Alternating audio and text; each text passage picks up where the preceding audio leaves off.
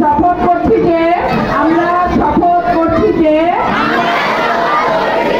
গাছ আমাদের অক্সিজেন দেয়, গাছ আমাদের খাদ্য দেয়, গাছ আমাদের পরিবেশের ভারসাম্য রক্ষা করে। আমরা গাছের প্রতি কৃতজ্ঞতা প্রকাশ করে শপথ নিচ্ছি যে আমরা বৃক্ষ নিধন করব না। আমরা বেশি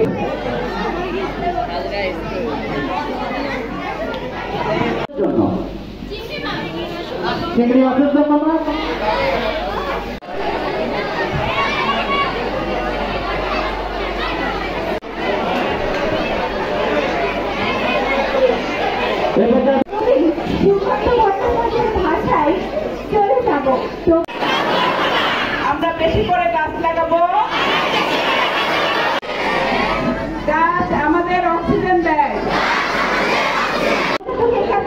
এই আমার গৃহ অঙ্গীকার। কবি সুকান্ত ভট্টাচার্য। আমি পর্যায়ক্রমে পুরস্কার নেওয়ার জন্য কারণে আজকে আসতে পারি না। আমরা পরবর্তীতে তার পুরস্কারটি পাঠিয়ে দেব। আমরা সবাই একটু চুপ করি, গাছ পাবো।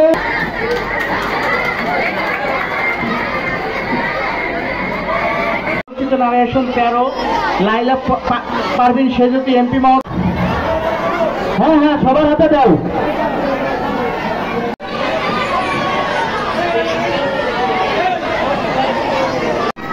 তোমরা এভাবে একটু স্কিল দাঁড়াও, ক্লাস পরে দাও, আমরা একটা ছবি নেব। এটা আঞ্জু করো।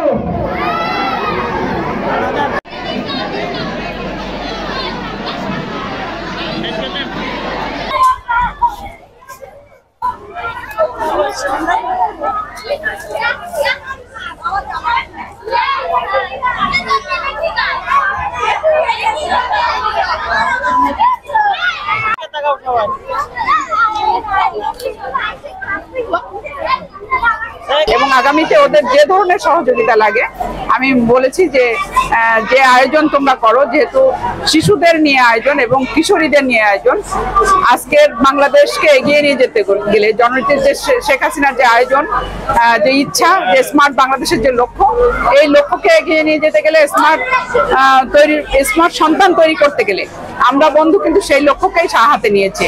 কারণ এই উদ্বুদ্ধকরণ আসলে শিশুদের মধ্য দিয়ে এবং কিশোরীদের মধ্য দিয়ে যখন শুরু হবে, তখন এরাই আগামীতে আরো বেশি এই আয়োজনের সাথে সম্পৃক্ত হবে এবং তাদের যে পরবর্তী যে প্রজন্ম আসবে তাদেরকেও ঠিক এই আয়োজনের সাথে তারা সম্পৃক্ত রাখবে।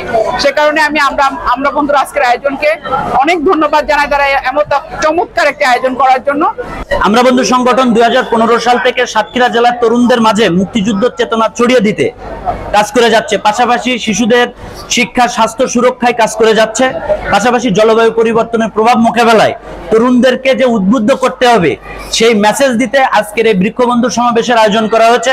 আপনারা দেখছেন আমাদের এক বন্ধু, সে কিন্তু নিজেকে গাছ বানিয়ে সরাসরি এই আমাদের অনুষ্ঠান স্থলে চলে এসেছে। বন্ধুদেরকে মেসেজ দিতে চাই, তরুণদেরকে মেসেজ দিতে চাই যে গাছ প্রকৃতির বন্ধু, তাদেরকে হত্যা করা যাবে না।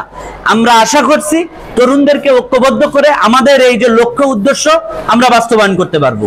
প্রকৃতির বন্ধু, গাছকে হত্যা করা যাবে না। আমি এই ছোট্ট একটি মেসেজ নিয়ে আমার বন্ধুদের সামনে হাজির হয়েছি। গাছটি পেয়ে আমরা সকলেই খুবই আনন্দিত।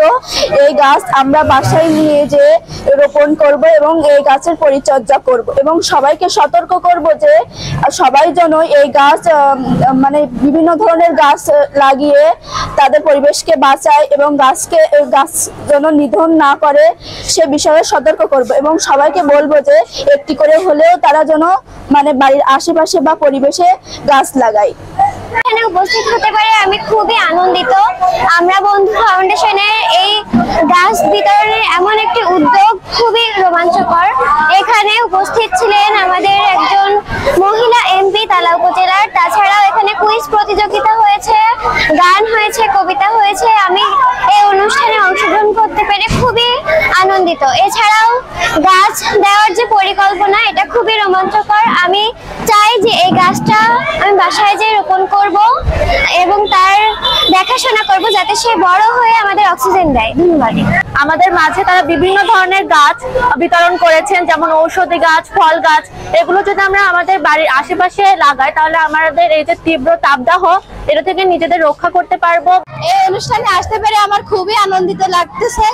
এই আমরা বন্ধু ফাউন্ডেশন কর্তৃক আয়োজিত এই অনুষ্ঠানে গাছ নিয়ে এমন একটা উদ্যোগ নেবে এটা ভাবতে পেরে সত্যিই খুব আনন্দিত লাগছে আমাদের সবাই।